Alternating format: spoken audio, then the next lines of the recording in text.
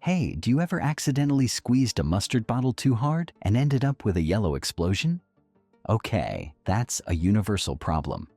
But why does it happen to all of us?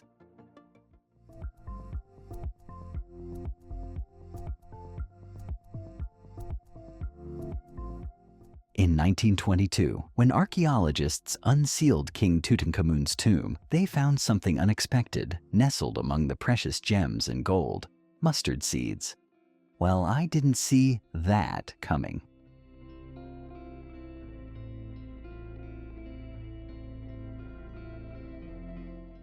Ancient Egyptians didn't just use mustard as a spice. They considered it medicine, believing it could cure everything from toothaches to even snake bites.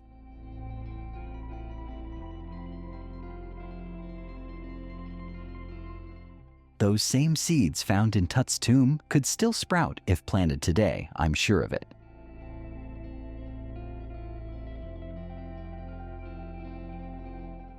But the question is, are the mustard seeds growing these days as impressive as the old times? Let's find out.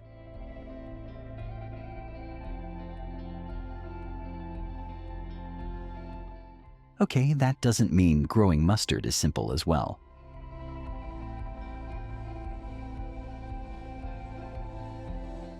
Farmers face what they call the golden window, which is a critical 48-hour period when the seeds must be harvested.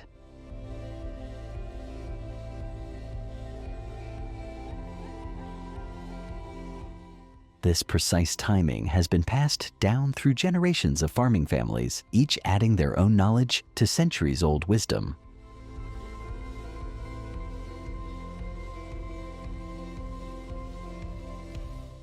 Mustard is a cool season crop, meaning it hates extreme heat. If the weather's too warm, the plant will bolt, rushing to flower and seed before it fully matures, leading to weak yields.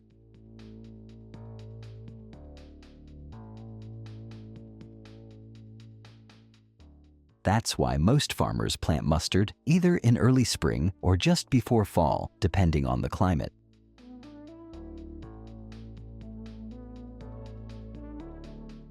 You know, these plants are incredibly tough. They can survive drought, poor soil, and even frost.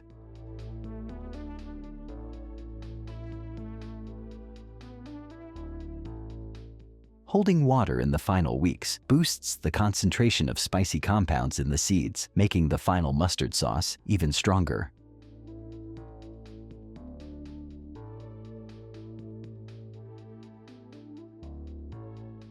These harvesting machines have giant rotating reels that gently pull the plants in, while built-in threshers crush the dry pods, shaking out the mustard seeds inside.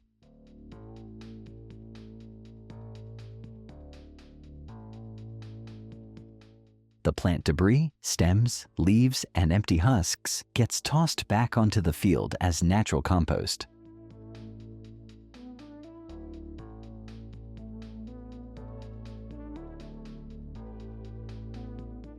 Most people don't like the bitter taste of mustard sauce, but unpopular opinion, it's still better than ketchup, dude.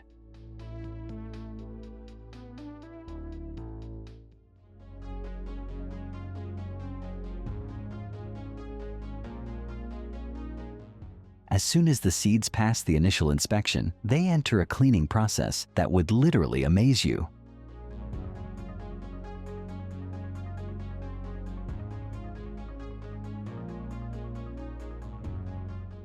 Through a series of specialized screens and air channels, everything from tiny stones to stray wheat kernels gets separated from these precious mustard seeds.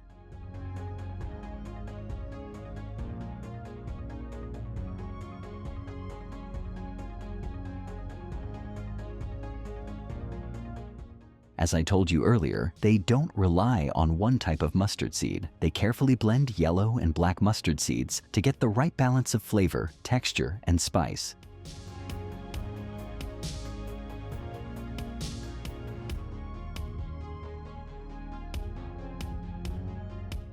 But why mix them at all? Why not just use yellow mustard seeds alone? The answer lies in the science of mustard's heat.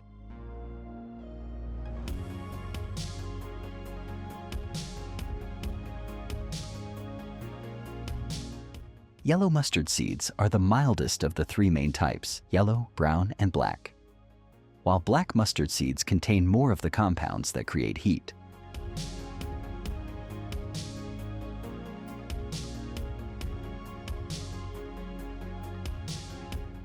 When crushed and mixed with liquid, they release a compound, the same one that makes wasabi feel like they're clearing your sinuses.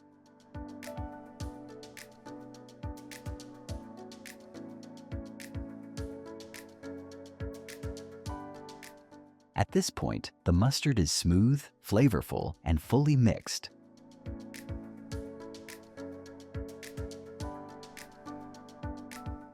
But before it reaches your sandwich, it needs to be bottled.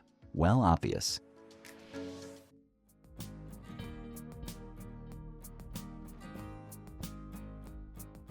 The mustard is pumped into massive stainless steel storage tanks.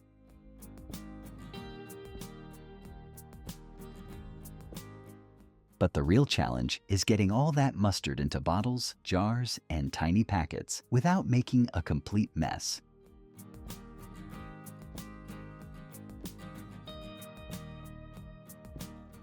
Unlike the classic squeeze bottle or glass jar, mustard tubes are a niche but highly practical way of storing mustard.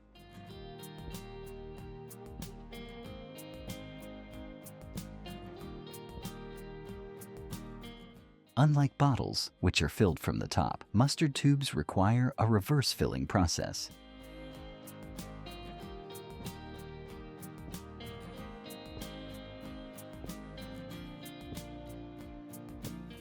And if air bubbles get inside, then dude, they could cause the mustard to squirt out too aggressively when squeezed. This video is going to be super fascinating. As you can see, we're about to get inside all those sweet treat factories and have a look how our most beloved Christmas treat is made. Honestly, it came out far more than I expected. We better start now.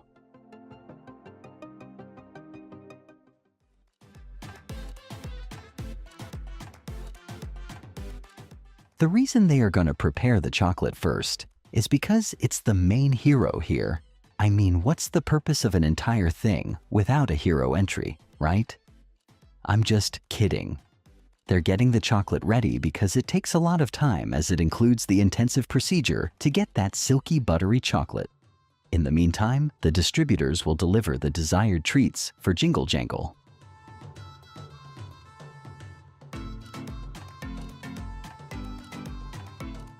The fermented beans have now been processed into separating the cocoa beans from the shells and then grinding into the thick mass to get the cocoa powder, which is the main character of chocolate.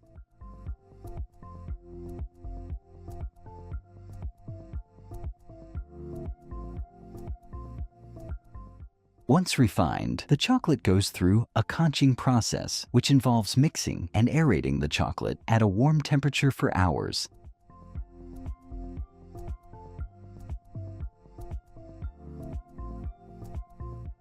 It will improve the flavor and texture by removing any remaining bitterness and evenly distributing the cocoa butter. Our prior focus is on Oreo production. Those are custom-designed rollers with tiny impressions of the Oreo's signature embossed design, the iconic Oreo logo, and the complex floral patterns.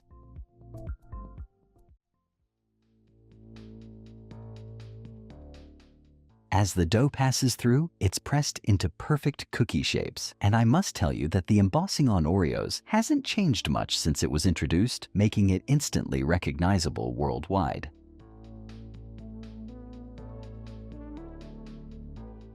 Once the cookies are shaped, they move to the baking ovens. We're talking about the industrial conveyor ovens here, stretching over 100 feet.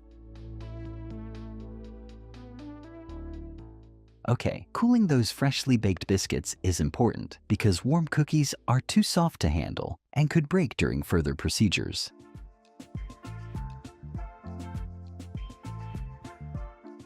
Now comes that Jingle Jangle special part, where they tore the single biscuit into 4 pieces to make it a bite-sized. And that's the chocolate waterfall we have seen them earlier, making with pure love and attention.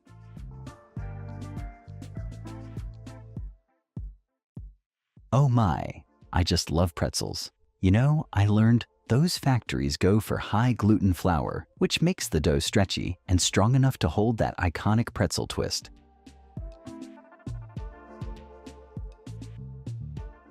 Okay, some people might not be happy with this, which I perfectly understand, but dude, it's Christmas. Let's break some rules for a day. It'll be okay.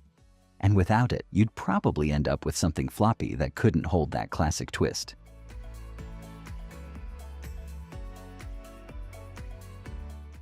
But before these pretzels hit the oven, they take a quick dip in a very unusual bath, typically a warm solution of food-grade lye or baking soda. Why? Because this is what gives pretzels their shiny golden crust and unique flavor.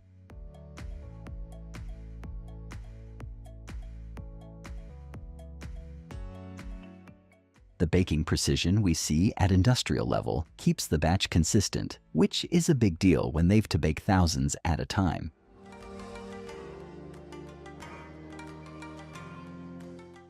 Watch how satisfying that chocolate coating is. I don't know about you, but I just melt every time I watch such satisfying food scenes, and they're very rare, you know.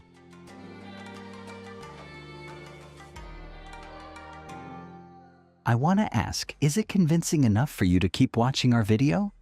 We have many more surprises in this video. Just hang in there for a while, and it will be worth watching. You know the kernels are dried first to reduce their moisture content to around 14%, which is the sweet spot for perfect popping.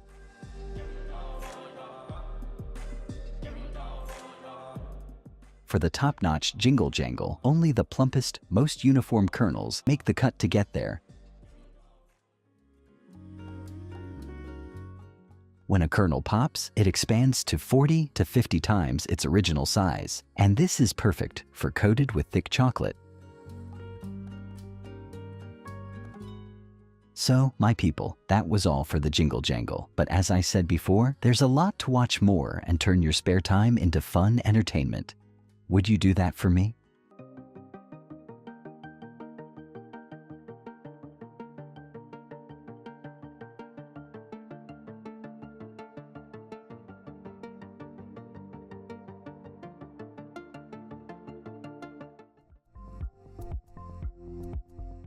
What's that fragrance? It seems like something huge is being baked. Just like you guessed, it's the batch of millions of crepes being made in factories. I am one of those freaks who is completely mad about fancy breakfast, and for that reason, I love having crepes loaded with lots of berries and cream in the morning.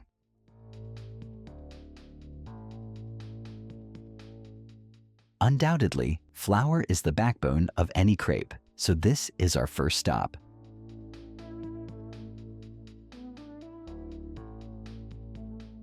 The harvested wheat is transported to storage silos. Now the process is typical. The grains will be cleaned, tempered, and milled into superfine flour.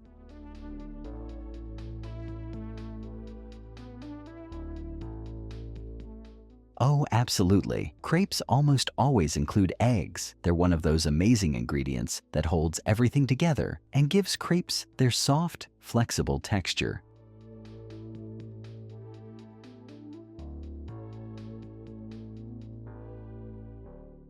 With the simple science, the proteins in eggs help the batter bind, while the yolks add richness. It ends up being the most delicious breakfast ever.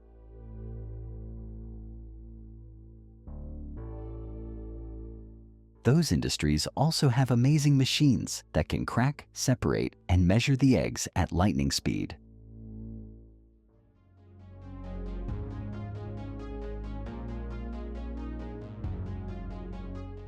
If you only use yolks, your crepes would be richer but a bit heavy. And if you used just whites, they'd be lighter but lack that signature creamy texture.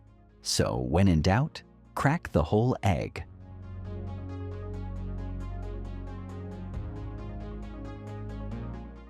Once the carefully sourced ingredients arrive at the factory, it's time for them to meet and mingle in the batter preparation stage.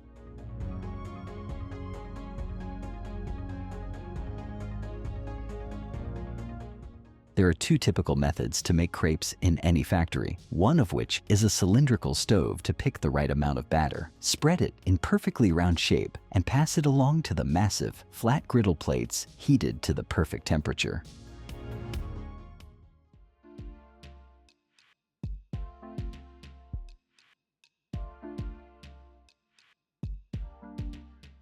For larger scale operations, conveyor belts carry the partially cooked crepe to a second griddle where it cooks on the other side for around 15 to 20 seconds. The other method looks like this, the typical batter dispenser.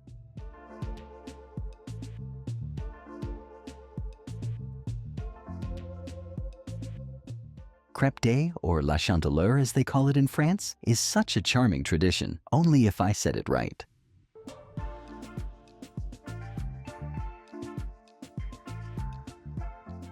It's celebrated every February 2nd and has roots that go way back.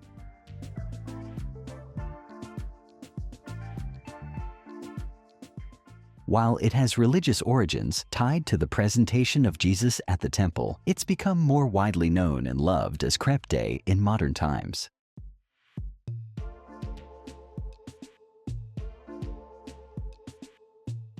If you wondered, the type of wheat you use for crepes makes a huge difference.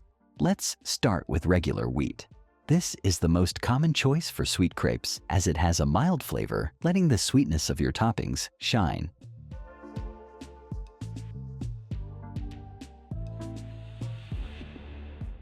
Now comes buckwheat, which is a whole different vibe. It's gluten-free and darker and has a nuttier, earthier flavor. It's more commonly used in savory crepes, like galettes from Brittany, France.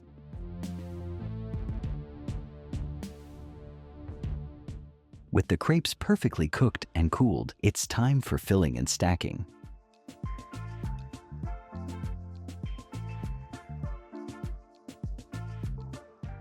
With the crepes folded, filled, or stacked, it's time for the big finish, packaging and freezing.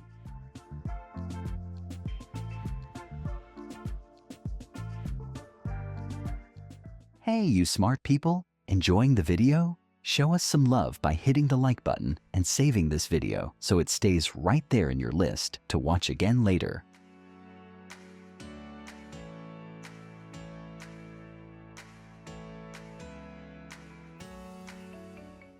Check out those big buddies conveniently handling the most back-breaking task. The workers who belong there must be grateful for sure.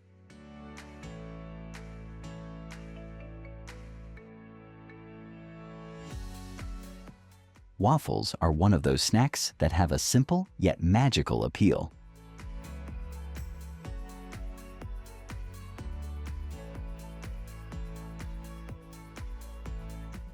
Now, think about enjoying a crispy waffle from a factory line, the kind that's perfectly crisped, golden brown, and ready to be devoured in just a few minutes.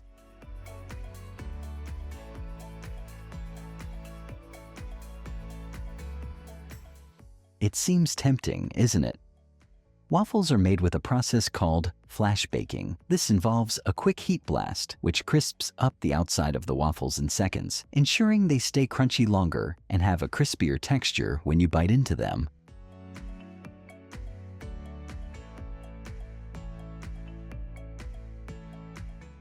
After baking, the waffles are carefully cooled to maintain their crispy texture. It's important to prevent moisture from making the waffles soggy.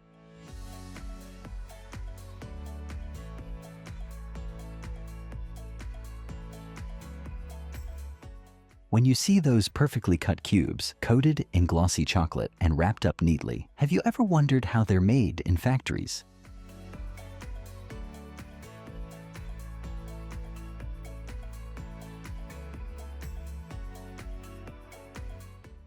The chocolate dropping system is where each cube is guided under a controlled chocolate flow, sometimes called a chocolate curtain.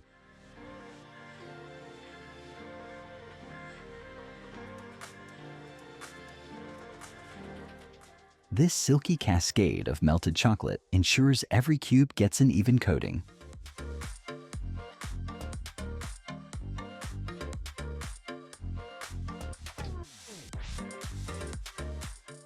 Whether you're enjoying them with cheese, spreads, or just on their own, there's something deeply satisfying about those crackers, specifically their crunch and lightness.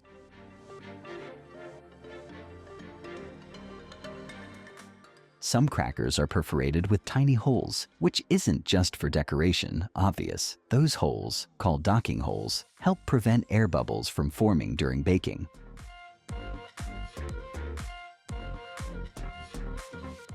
These cookies are somehow a cultural icon in South Korea and beyond.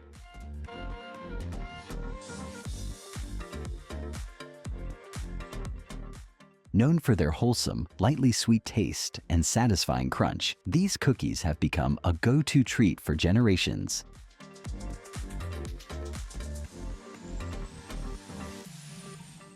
Speaking of cultural impact, digit cookies have become a staple in lunchboxes and tea times across South Korea.